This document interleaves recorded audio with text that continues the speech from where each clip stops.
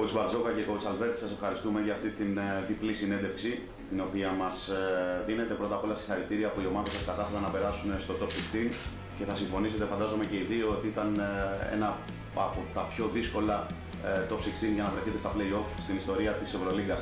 Θα ξεκινήσουμε με τον Coach Μπαρτζόκα. Η ομάδα σου coach έχει να υπερασπιστεί έναν τίτλο τον οποίο κατάφερε να κατακτήσει τα τελευταία 2 χρόνια συνεχόμενα. Πώς διαχειριστήκατε αυτή την πίεση που δημιουργήθηκε στην ομάδα μετά από 4 συνεχόμενες ήττες στη φάση των 16. Καταρχήν θα συμφωνήσω μαζί σας ότι η φετινή εμπειρία στο Top 16 ήταν πολύ δύσκολη και ψυχοφόρα. Έχω την αίσθηση ότι όλες οι ομάδες θα μπορούσαν να είναι όπως φάνηκε στα play-off και απλώς οι πιο σκληρές πραγματικά το κατάφεραν. Αυτό που εμείς είχαμε να αντιμετωπίσουμε ήταν ότι χάσαμε στη χρονιά μας το βασικό μας playmaker και ένα από τους MVP της περσινής χρονιάς στην κατάκτηση της Ευρωλίγκας στο ΛΟ. Και επίσης 3 πολύ βασικοί μας παίκτες, θα έλεγα οι 3 πρώτοι σκόρερ της ομάδας μας, Πανούλης, Πριντζής, Περπέρολο, χάσαμε από 3 έως 5 παιχνίδια μέσα στο Top 16. Αυτό λοιπόν μας δημιούργησε μεγάλη δυσκολία, χάσαμε όπως είπατε 4 παιχνίδια συνεχόμενα. Και τελικά αφού τα καταφέραμε, νιώθω πολύ περήφανος για τους παίκτες μας. Coach Αλβέρτη, ανέλαβες τον Παναθηναϊκό όταν είχε χάσει 5 από τα 6 παιχνίδια που είχε δώσει. Τι ήταν αυτό το οποίο έκανες προκειμένου να αλλάξει η κατάσταση, να μεταβληθεί αυτή η κατάσταση και τελικά η ομάδα να φτάσει στην πρόκληση, στα φετινά πλέον? Αυτό το πρώτο που έκανα δεν υπάρχει μαγικό ραβδί για να αλλάξει κάποια πράγματα.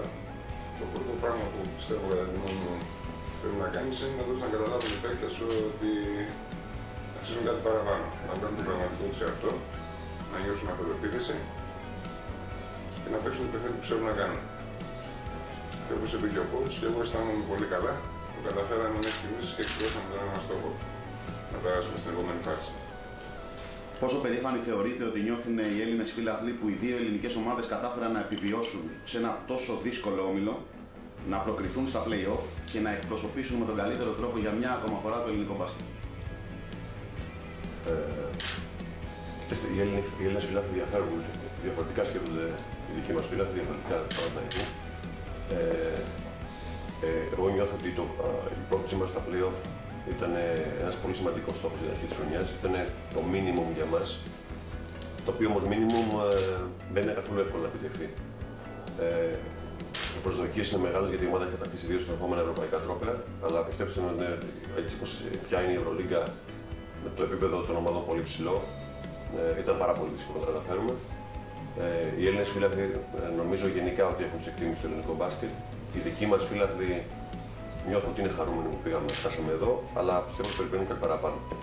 Είναι λογικό γιατί η δικιά μας ομάδα έχει πολύ μεγάλη ιστορία σε ευρωπαϊκές διοργανώσεις, πολλές παρουσίες σε Final Four και έχει ευρωπαϊκούς τίτλους. Είναι λογικό και επόμενα οι προσδοκίες να είναι πάντα μεγάλες. Και αυτές πρέπει να είναι και δικές μας, σαν παίκτες και σαν προπονητές. Πάντα παλεύεις να κάνεις το καλύτερο δυνατό. Και αυτό θα κάνουμε ακόμα μια φορά. Την περασμένη σεζόν στο ντοκιμαντέρ της Ευρωλίγκας οι πρωτεύουσες του μπάσκετ είχε ακουστεί η ατάκα ότι ο Ολυμπιακός κάνει καλύτερο το Παναθηναϊκό και το αντίστροφο. Το ότι επιβίωσαν οι 2 ελληνικές ομάδες σε έναν όμιλο με 3 ισπανικές και 2 τουρκικές επιβεβαιώνει αυτό το οποίο ακούστηκε σε αυτό το ντοκιμαντέρ? Καταρχήν συμφωνώ ότι ο ανταγωνισμός πάντα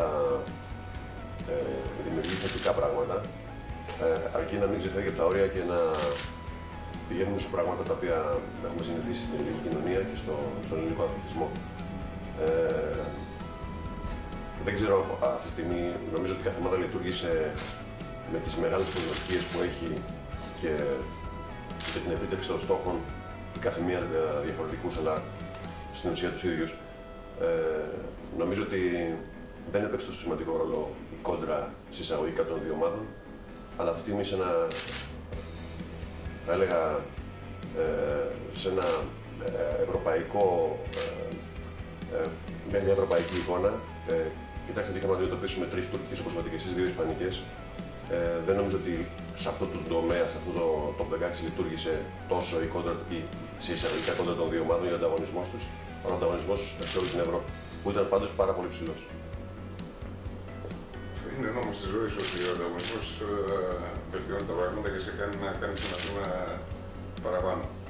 Αλλά είναι γεγονός, όπως είπε και ο coach, ότι ειδικά όταν είσαι σε δύσκολη φάση, κοιτάς αποκλειστικά και μόνο πώς θα βελτιωθείς εσύ. Ο ανταγωνισμός σίγουρα υπάρχει, αλλά στη δεδομένη στιγμή κοιτάς πώς εσύ θα γίνεις καλύτερος, πώς θα επιβιώσεις και πώς θα πάρεις ένα παιχνίδι, μια νίκη, μια πρόκληση ακόμα. Ωραία, τώρα να προχωρήσουμε σε μια αποκάλυψη. Πόσο ανακουφισμένοι νιώθετε και οι δύο, που ενώ θα γίνει το μεταξύ σας παιχνίδι για τη φάση των 16, η υπόθεση πρόκριση έχει κρυφθεί και γνωρίζετε και οι δύο ότι θα βρίσκεστε στα play-off της φετινής Ευρωλίγας.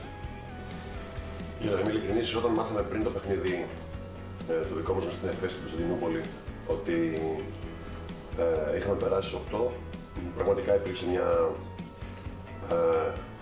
ευχάριστη ατμόσφαιρα στην ομάδα μας, γιατί ήταν κάτι που πιεστήκαμε πολύ να το καταφέρουμε.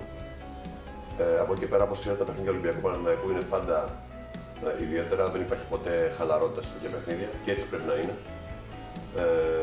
Δεν είμαστε ανακουφισμένοι, είμαστε σίγουρα χαρούμενοι για αυτό που καταφέραμε, αλλά το κίνητρό μας είναι μεγάλο.